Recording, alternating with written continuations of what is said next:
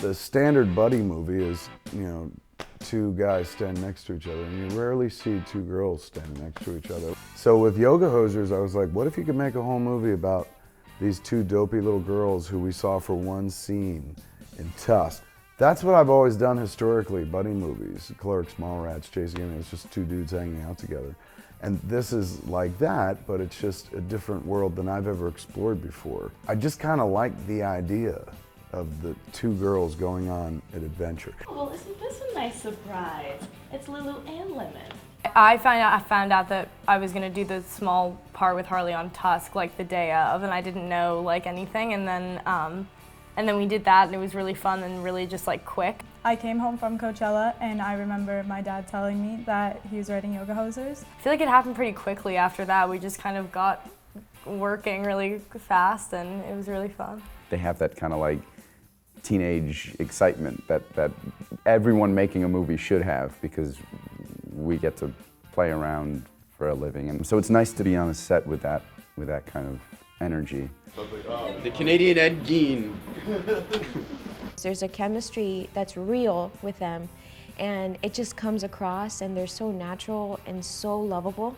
To watch both Lily and Harley just show up and have such natural charm and ease in front of the camera and just do such good work, it's alternately a pleasure and a little bit annoying too, to watch two green actors come out of the gate so good. We were the same age, and like we're playing best friends, and we are best friends, and so like, you know, obviously that, you know, there's a lot of like personal like stuff brought into it in that way. I think our personalities are a little different than the Colleen's personalities, but like bottom line, like we're 15-year-old girls who are best friends, so it's like not too far off. Always add it, but you can't take it away. That's the movie business. Summed up by Sandra.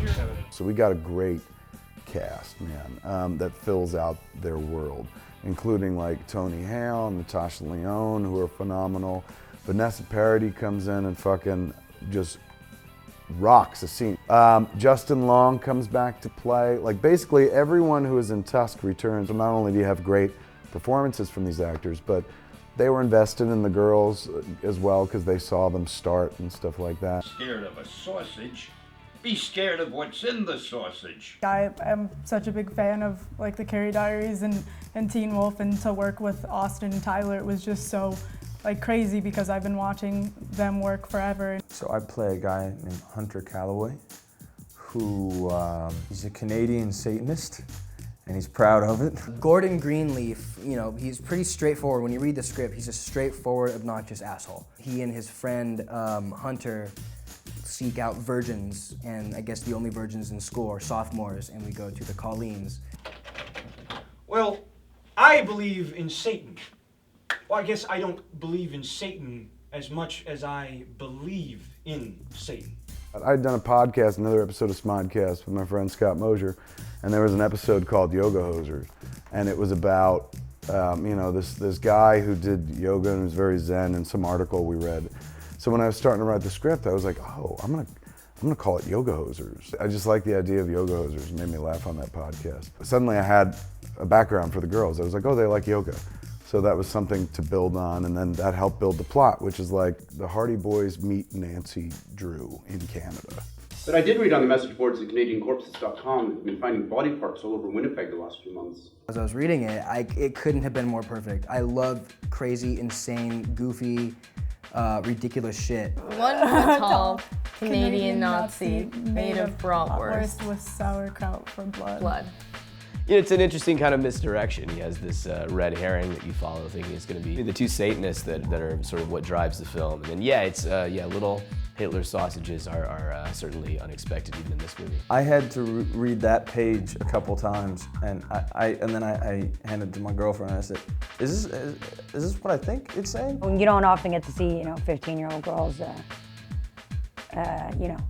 take down Hitler. A 12-inch Hitler who becomes a bratwurst, like that old chestnut.